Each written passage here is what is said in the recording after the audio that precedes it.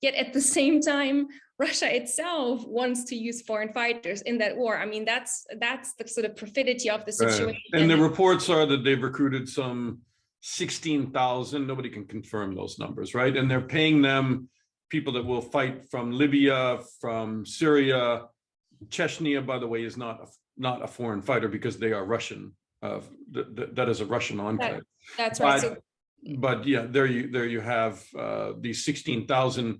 If it's that many, with probably debatable results as to whether they would really impact what's happening on the ground anyway. So Dana, I was actually looking at this issue in a little more detail, and I was sort of surprised to see what I found so far, which is, yes, you had this initial announcement. We have 16,000 who are willing to join us from the Middle East, specifically from Syria. Russian TV was playing these propaganda videos showing Syrians signing up at Tartus and the port of Latakia to join Russia. And then I believe the Pentagon CENTCOM reported that they were actually not seeing any movements from Syria to Ukraine, perhaps in just very, very small numbers. And then at the defense ministry briefing, a Russian defense ministry briefing last week, there was this curious line where they said, we offered 23,000 foreigners who could join us in this fight. But in fact, the leadership of Donetsk and Lugansk told us they prefer to defend their land themselves. So the Russians appear to have walked back from this idea of deploying Syrians. What's the translation there? They offered people their $5,000 and they wouldn't come? Well, I was thinking about this. So I think there's a few possibilities here. The most immediate that comes to mind is that perhaps now that the Russians had to realize they cannot encircle Kiev, they have to recalibrate their military operation. Perhaps they see no useful military role for the Syrians at this point in the war, which might change later.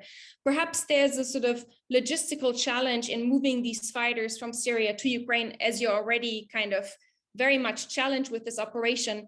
Here's a third thought. I mean, Russia has established itself in Syria, and I believe it wants to preserve its existing gains in that country because it's a base for power projection into the Middle East. I also think you don't want to pull too many Syrian fighters away from Syria, where you still have pockets of instability and lots of problems, because it could create a vacuum in Syria. It could be a combination of those factors. But so far, these are sort of my ideas as to why we're not seeing that kind of movement. All right. And then number 5 on Hanna's list is chemical weapon claims. And this is a war not only of soldiers on the ground, but it's an information war.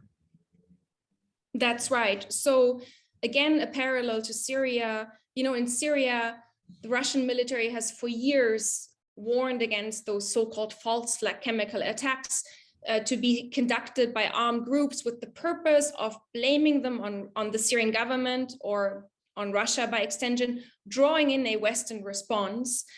We've seen that same rhetoric resurfacing in Ukraine. Now, actually, of course, with Ukraine, we have to note that really the disinformation and the propaganda has not just related to chemical weapons. It's really spanned the whole spectrum of WMD, with Russia also talking about about Ukraine developing a nuclear weapon or a dirty bomb, a radiological bomb. So it's really gone all the way.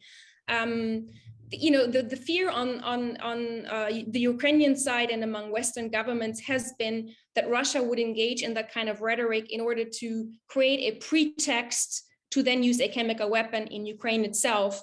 Yeah. This is difficult to make any kinds of predictions on such a difficult question.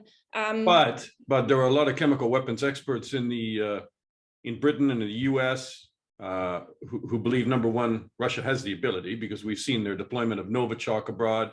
They still retain chemical biological weapons facilities, and that in desperation, if they were going for regime change in Kiev, the fear was that, in fact, they would deploy it on the city to create, basically terror on the ground, because that is how you depopulate a city in the most extreme, inhumane, but very effective way.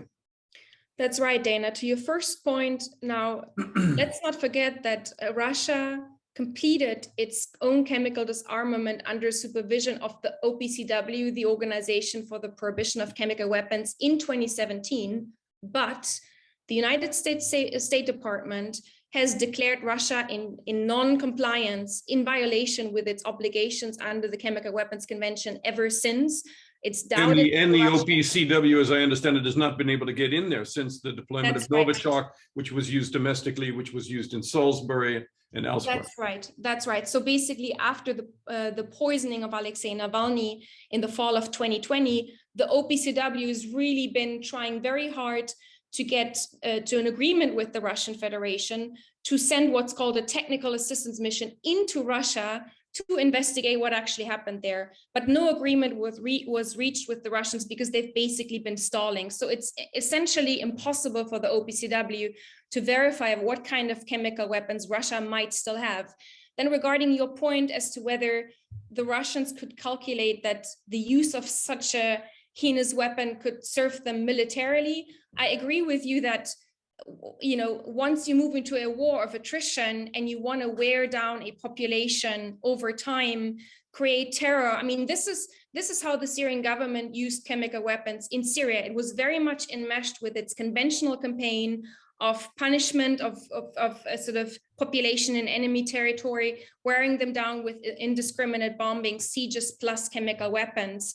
And so, I mean, this is what we know about the use of chemical weapons as a military tool from past conflicts. And of course, yes, the fear is that we could see something similar in Ukraine. But allow me to make one final point here, which is that even if Russia does not intend to use chemical weapons in Ukraine, this false flag rhetoric, propaganda, still serves a purpose for Moscow.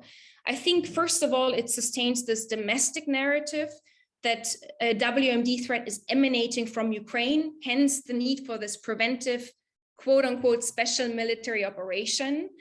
So you justify the war to your own people. Certainly it creates terror and fear in Ukraine among people, which is already useful without you using the weapon. You're right. I mean, in fact, some people may have fled just based on these threats. We don't know, right? That's right. And then finally, let's not forget that the Russian disinformation on WMD in Ukraine is also picked up by conspiracy theorists in the West. And so this is, I think, part of a larger disinformation play of wanting to sow doubts and division in Western societies. And you can just do that at very little cost.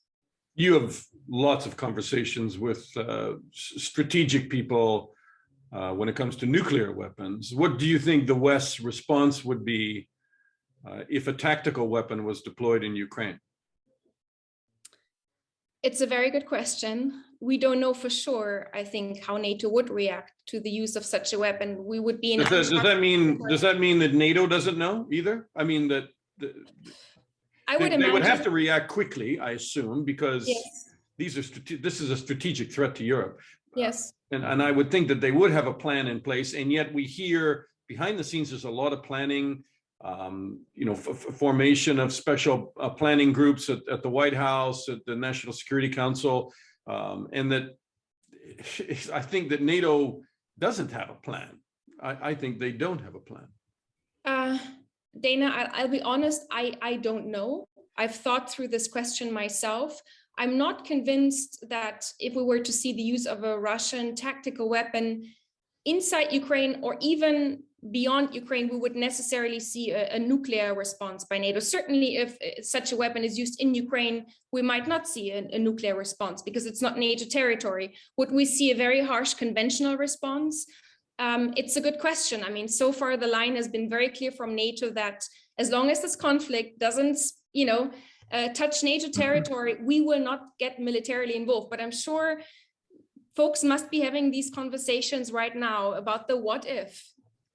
You've been very generous with your time. Just one last question, if you'll permit me, and that is, as I see this unfolding, I think that the media likes to tie these things up with a quick bow and say, well, it'll be over in a few weeks.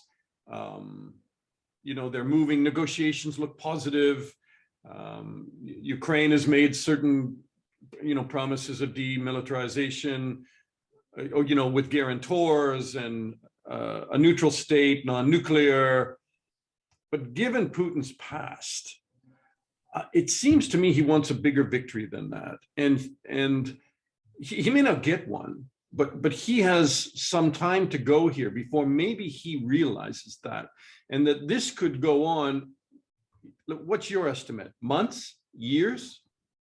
Definitely months. I don't think anything's over anytime soon. I wasn't left particularly optimistic after the latest talks in Turkey, because to me, seeing what's on the table, I mean, regarding the security guarantees that Ukraine is demanding, I don't see at all a Russian willingness to even begin to consider those, because Ukraine wants essentially enhanced NATO Article 5 guarantees with Western guarantors willing to step in if there's renewed aggression by Russia.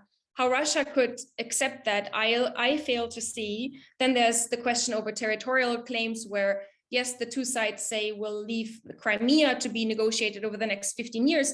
But regarding the Donbas, it's very clear. I mean, Lavrov, I think, said it yesterday, that issue is settled for good. The Russians seem to assume that the Donbas in its current borders, which is three times, I think, the size of territory prior to February 24th. Yeah, although up to the Dnieper River, I mean, it's a huge territory. That's non-negotiable to the Ukrainians. So I think an agreement is not likely in the short term. I think that the Russians think they can achieve more success in the East in this new phase of the war, to strengthen them at the negotiating table vis-a-vis Kiev. And then, of course, Dana, the big question is, what does Putin know about all of this? I mean, we've had some information in recent days that perhaps military leaders and the defense ministry are not fully informing him about the extent of losses, about how the campaign is going. So he might have a skewed picture and might think that things are going better than he's being told. So I guess, but I agree with you. He took this drastic decision to launch this invasion, and he will not walk away from the situation easily with something that he cannot that he cannot characterize as victory. Skewed picture. Nice way to say Putin is delusional at best, I think, but skewed picture, definitely. Hanna Notte with the Vienna Center for Disarmament and Non-Proliferation. Hanna, thank you so much. Thank you.